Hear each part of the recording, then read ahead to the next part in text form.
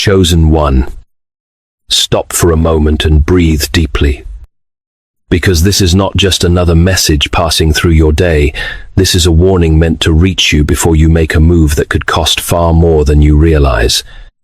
God is saying, no, no, no, do not move. Do not react. Do not fall for this.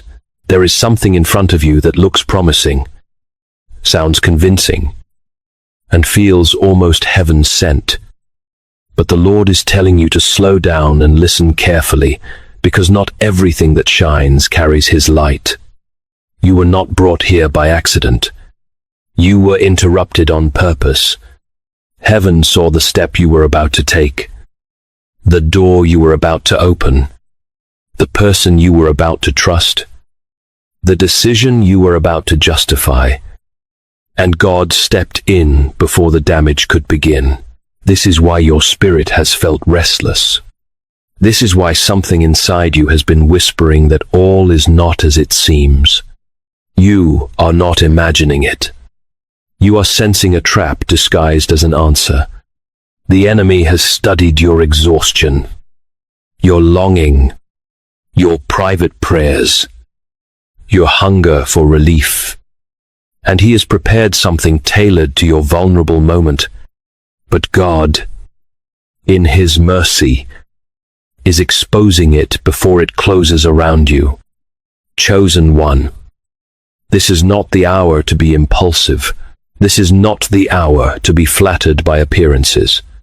This is the hour to become still enough to hear the voice of God above the noise of your emotions. What is coming later in this message is even more urgent, because the danger is closer than you think, and the truth is deeper than what you can currently see. So clear your mind. Listen alone if you must, and stay until the very end. Because the Lord is not only warning you, He is protecting your destiny. If this word is already stirring something in your spirit, comment 777 as your declaration that you will not be deceived. Like this video, subscribe to this channel, and share this message with someone who needs discernment right now, because what God is revealing in this hour is too important to ignore. What stands before you now is not a small distraction, not a harmless delay, not an ordinary temptation that will pass without consequence. It is serious. It is strategic. It is spiritual. What makes it dangerous is not that it looks evil, but that it looks right enough to be trusted, beautiful enough to be welcomed, and timely enough to be mistaken for the hand of God. That is how the snare works. It does not announce itself as destruction. It arrives dressed as relief. It approaches sounding like the answer, feeling like confirmation, appearing like the very breakthrough you have cried for in private. But heaven is sounding the alarm, because one wrong step here is not a minor error. One wrong step here can entangle your peace, cloud your discernment, weaken your focus, and delay what God has been building in you through pain, prayer, and endurance. This is why you cannot afford to be casual right now. This is why you cannot afford to call everything that opens a blessing. Some doors open to test whether you can discern, not to reward your waiting. Some voices speak kindly only to pull you out of alignment. Some opportunities shine brightly only because they were polished to seduce the weary parts of you that are desperate for movement. The enemy has not come empty-handed. He has come prepared. He has studied your hunger, your fatigue, your secret disappointments, your longing to finally see something shift. He knows the exact shape of the thing that could make you lower your guard. He knows what kind of attention would soften you, what kind of offer would rush you, what kind of promise would tempt you to move before God says, move. That is why this warning is urgent. This is not about fear. This is about preservation. This is about heaven protecting your future from a decision that could wound far more than your feelings. There are traps that do not break you in a day. They break momentum over months, peace over years, and confidence in ways that are slow, silent, and costly. What looks like quick access may become long captivity. What feels like sudden favor may become hidden bondage. And if you are not watchful, you may call it provision while it is quietly draining your strength. So do not romanticize what is pressuring you. Do not sanctify what is confusing you. Do not rush toward what your spirit cannot rest in. God is not merely telling you to wait. He is telling you to survive what was designed to derail you, and to come through this moment with your clarity, your calling, and your destiny still intact. There are moments in life when the danger is not outside, you first, but near enough to your heart to feel like it belongs there. This is one of those moments. What is reaching for you now is not random, and it is not shallow. It has been shaped around your weariness, your longing, your silent ache to finally be seen, finally be chosen, finally be relieved of the weight you have been carrying for so long. That is why this warning cuts so deep. The enemy does not waste time offering what your soul would instantly reject. He studies the hidden places. He watches the tears no one noticed, the prayers you whispered when no one was around, the disappointment you buried beneath strength, the hunger you tried to sanctify by calling it patience. He knows where you are most vulnerable, and he knows how to make the wrong thing feel like mercy. He knows how to make the counterfeit feel tender. He knows how to make the trap feel overdue, deserved, almost holy. And that is why heaven is interrupting you now.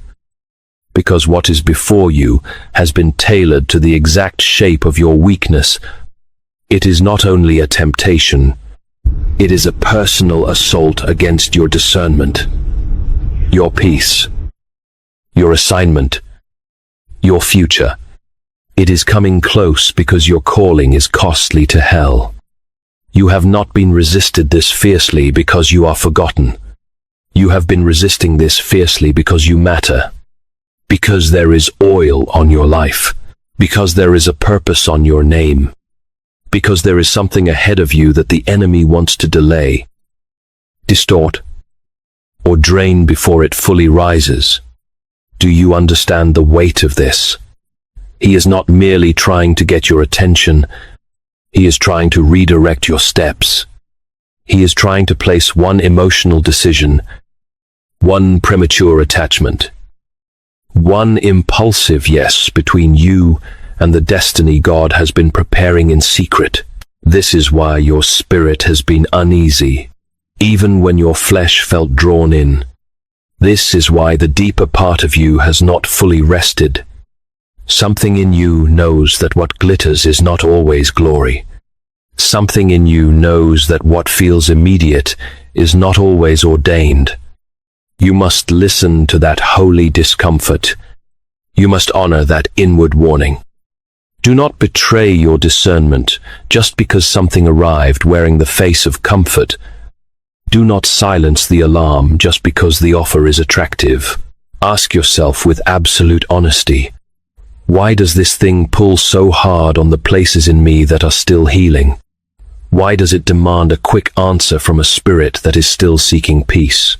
Why does it stir urgency but not rest? Heaven is not exposing this to shame you. Heaven is exposing this to save you. And if you will stay still long enough, pray deep enough, and listen closely enough, God will show you what this really is before it ever has the chance to take from you what took years to rebuild. The pressure to move quickly is not innocent. It is not accidental. It is one of the enemy's oldest weapons. Because he knows that if he can rush you, He can weaken you if he can make you feel that you must answer now, decide now, trust now, commit now. Then he can push you past the place of prayer and into the place of reaction. And that is where many destinies have been wounded. Not always through rebellion, not always through open sin, sometimes through haste, through emotional speed, through that dangerous moment when something feels so urgent that you mistake pressure for purpose. But hear this clearly. God does not need panic to fulfill his will in your life. He does not need confusion to release what is truly yours. He does not need fear, deadlines, emotional force, or inner chaos to move you into alignment. The enemy does. That is why what is in front of you feels like it is demanding an answer before you can breathe, before you can think, before you can truly discern. It is trying to outrun your wisdom. It is trying to get your yes before your spirit fully wakes up to what is hidden underneath it. And this is why heaven is slowing you down. This is why you feel that resistance. This is why everything inside you has not fully agreed. Even if part of you feels excited, you are being protected from the kind of decision that looks small in the moment but creates consequences that echo much longer than you imagined. One rushed move can open the door to months of confusion. One hurried attachment can drain years of strength. One impulsive step can delay what God intended to establish with peace, clarity, and clean hands. Do not underestimate how serious this is. There are people who are still recovering from what they agreed to in one unguarded hour, still rebuilding from one relationship they entered too fast, still healing from one opportunity they called favor before testing the spirit behind it. This is not the hour to let urgency preach to you. This is the hour to become still enough to hear God over the noise. For as it is written in 1 Corinthians 14:33, for God is not the author of confusion, but of peace. So if confusion is speaking louder than peace, do not move. If pressure is greater than clarity, do not move. If the need to act is outrunning your discernment, do not move. Let the world rush. Let the counterfeit push. Let the enemy create noise. But you be still. Be watchful. Be anchored, because what God gives will not require you to abandon discernment in order to keep it, and what is truly sent by heaven will remain pure even after prayer, time, and testing. Not every open door is an invitation from God, and that truth is heavier than many are willing to face, because some of the greatest heartbreaks begin with things that looked answered, things that looked blessed, things that looked exactly like the next step you had been begging heaven to send. This is why discernment matters so much in this hour. You are not dealing with something obvious. You are dealing with something polished, something persuasive, something that knows how to wear the language of favor while hiding the spirit of sabotage. Some doors open to elevate you, and there are doors that open to examine whether you have learned to recognize the difference between what is from God and what only imitates Him. That is why you cannot be moved by appearance alone. You cannot be led by excitement alone. You cannot call something divine just because it arrived after a long season of waiting. Sometimes the enemy waits until you are exhausted from disappointment, then sends a counterfeit that looks close enough to the promise to make you lower your guard. And if you are not careful, you will celebrate the very thing that came to drain your peace. Hear this with all seriousness. A false blessing does not always enter your life to destroy you instantly. Sometimes it enters to delay you slowly, to weaken you quietly, to occupy your heart, your mind, your time, and your strength until you no longer have the sharpness to pursue what God actually prepared for you. That is why some things feel beautiful at first and costly later. They glow in the beginning, but behind the shine is compromise, confusion, pressure, and hidden grief. God is not merely concerned with whether something looks good. He is concerned with what it will do to your spirit after you have lived inside it. Will it strengthen your walk, or slowly suffocate it? Will it deepen your peace, or train you to live without it? Will it pull you closer to truth, or teach you to survive in mixtures, where something looks holy on the surface, but leaves your inner life starving? C.S. Lewis wrote, "In mere Christianity, do not waste time bothering whether you love your neighbor. Act as if you did." There is wisdom in that here. Do not wait for every emotion to become comfortable before you obey God. Do not wait until your flesh loses interest before you choose holiness. Obedience is not proven when temptation disappears. Obedience is proven when the thing still looks desirable, but you choose truth over appetite, peace over pressure, destiny over impulse. Some doors must be walked away from while they are still calling your name. Some offers must be refused while they still look golden. Some voices must be silenced while they are still flattering the wounded parts of you. Because what is truly from God can survive prayer, testing, time, and stillness. It does not collapse when questioned. It does not demand access before discernment. It does not punish you for going slow. It does not need your panic to remain open. What God sends comes with weight. Yes, but it also comes with clarity. It may stretch you, but it will not seduce you away from your center. It may require faith, but it will not require you to betray the warning in your spirit just to keep it. So look again, slow down again, pray again, ask with full honesty, does this carry the peace of God, or only the thrill of being wanted? Does this align with my calling, or only appeal to my craving? Have you ever thanked God for shutting a door that once looked perfect? And is there something in your life right now that seems good on the outside, but leaves your spirit unsettled within? Not every voice around you is helping you reach your destiny. And that is a painful truth, because some of the deepest traps do not come through strangers. They come through people who already have access, people you have laughed with, confided in, leaned on, listened to, and trusted. That is what makes this part of the warning so difficult. The danger does not always stand at a distance, looking, threatening.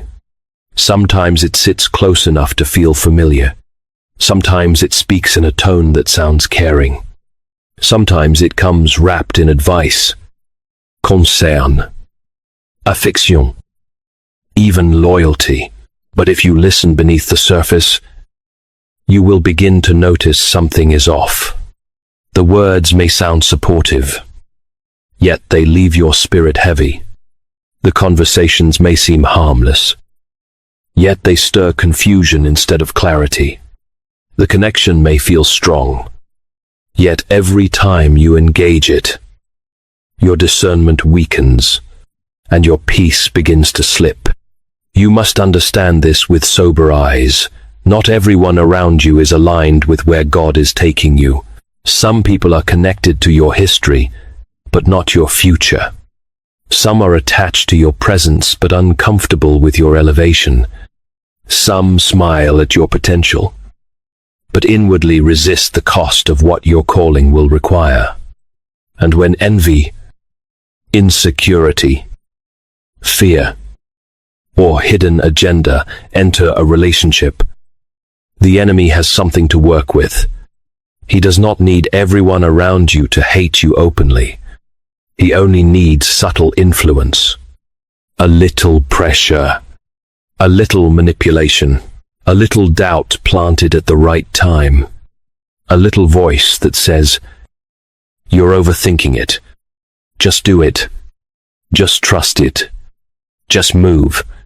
But if that voice keeps pushing you away from prayer, away from patience, away from the warning in your spirit, then you must stop treating it as harmless. The wrong influence rarely begins with open destruction. It begins by normalizing misalignment. It begins by making you comfortable with what God has already made you uneasy about. It begins by teaching you to ignore the check in your spirit for the sake of keeping connection, approval, or emotional comfort. And that is where many people lose ground. They fought hard to gain. Be careful who gets to speak into your vulnerable places. Be careful who interprets your pain for you. Be careful who keeps urging movement when God is calling you to stillness. Some people do not even realize they are being used to distract you. But the effect is the same if you are not discerning. This is why you must watch patterns, not just words. Watch what happens to your peace after certain conversations. Watch what rises in you after certain interactions. Watch who becomes restless when you slow down and seek God. Has someone around you been pushing you faster than your spirit can rest? Has anyone's presence lately left you more confused than clear? Pay attention. God may be showing you that what feels familiar is no longer safe for where you are going. Sometimes the warning does not come first through words. Sometimes it comes through the atmosphere around you, through disruption, through heaviness, through a restlessness you cannot explain away. Things begin to feel different. Not always dramatic, not always visible, but different enough that your spirit starts paying attention before your mind has language for it. Plans begin to break apart at strange moments. Simple things become unusually complicated. Technology fails. Communication twists. Delays appear. Tension rises out of nowhere. And your emotional center feels pressed in ways that do not match the size of the situation. Do not dismiss this too quickly. Not every disturbance is random. Not every sudden weight is ordinary. There are moments when God allows your environment to shift because He is trying to alert you before you walk further into something that was never meant for you. Your spirit can sense danger before your logic can explain it. That uneasy feeling in a room, that sudden discomfort around a person, that unshakable hesitation when everything on the outside seems fine, these are not things to mock. And they are not things to silence just because they are inconvenient. They may be part of the mercy of God. They may be the early trembling before a deeper revelation. The enemy wants you to ignore these signals. He wants you to explain them away, to call them stress, to call them mood, to call them overthinking, anything except what they might truly be. A spiritual alarm, because if he can keep you disconnected from your discernment, he can lead you deeper before you ever realize what is happening. But God is not the author of confusion in your life. He is the one who warns, the one who interrupts, the one who lets discomfort rise when danger is near, so that you will not drift into destruction with a smile on your face. And as Colossians 3:15